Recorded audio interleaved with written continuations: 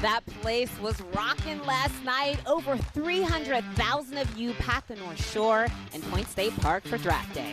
And you know what? I've heard a lot of chatter today. We know a lot of us like to be armchair quarterbacks, but what does a real quarterback think of the Steelers pick? Well, Charlie Batch played 11 seasons for the Steelers, and he is here today. Charlie, the first question for you, have you mastered the pronunciation of Max's last name? I have not. I do have a little bit of time before me and Bob are calling preseason games in August, so I'll learn it quickly. I think by then he's going to have a nickname. I feel like he probably will. We had Chris Hoke on this morning on PTL. We were talking a little bit about the pick that the Steelers made, and there's a little bit of back and forth about, Philly doing us dirty, and his opinion was it may have actually been Dallas who did us dirty. Does that sound right? That's possible for sure. And at any time, obviously, you need a trade partner to make it work. And Dallas was willing to make that work without us. Without us. And this is what you're seeing at this particular point. So either way, I like the pick because, of course, the news of Broderick Jones, we don't know how healthy he's going to be, but yet that is a huge question mark. It's not the splash name that people were anticipating, but it was a solid pick because we need to secure the front line. Right. And I have a question. This is what I need to know because we have another pick coming up. Who do we choose? Who would you pick? It's tough because you don't know if they're going to stay in their position, they're going to trade up, and that's the toughest part when you talk about the names of players that you're looking for. But obviously, if they were earmarking, if all reports are correct, they were focusing on the receiver. Is that something that they target in round 2? So we'll all be paying attention tonight for sure. We were joking, honestly, about being armchair quarterbacks, but I'm not kidding you.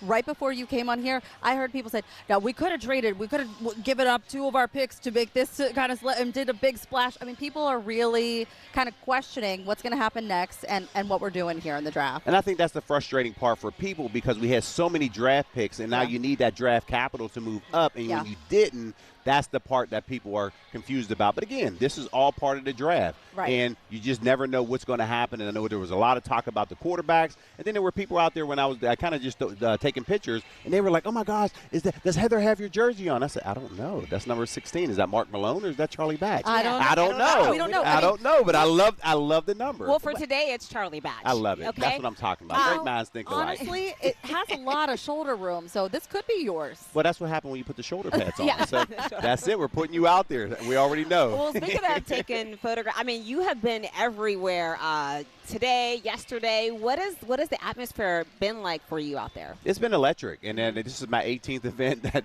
I did since Monday, so we've been all over the place. We did ribbon cuttings at Hazelwood. We did ribbon cuttings at the Steelers Experience. And I think the one highlight for me is the fact that when you talk about the community work that people within the NFL do, they don't realize it because sometimes those stories don't gain the attraction. But on Tuesday afternoon, we received a text, and next thing you know, Roger Goodell showed up at Best of the Batch Foundation. Oh, that's amazing. He walked in, the kids were just like, "Oh, no." And they're sitting there like, "What's the number 1 pick?" Here you go. So they're trying to imitate Roger at that point. But, man, we were grateful because he stopped past. And those are things behind the scenes that people don't realize that the commissioner does. So we are grateful for Roger Goodell and everything that he's done for Best of the Batch Foundation. Not just what I spoke on, but there are other things that he does, and those are things that we appreciate. You guys do great work at the Best of the Batch Foundation, and I claim it hard because that's my neighborhood. That's Munhall. That's my community. There's been a lot of talk, too, about just how the NFL has been presenting Pittsburgh and a lot of those beauty shots that we're seeing from the draft and what kind of impact this is going to have. You're a hometown guy. You've put so much heart and soul into making the community what it is around you. So what do you think this is going to do for the city of Pittsburgh in the years to come? For me, I hope that people get excited about it. And I say that because this is a group of people that won't necessarily visit Pittsburgh. And when they get here, the reaction is the same, like, wow, this is a beautiful city.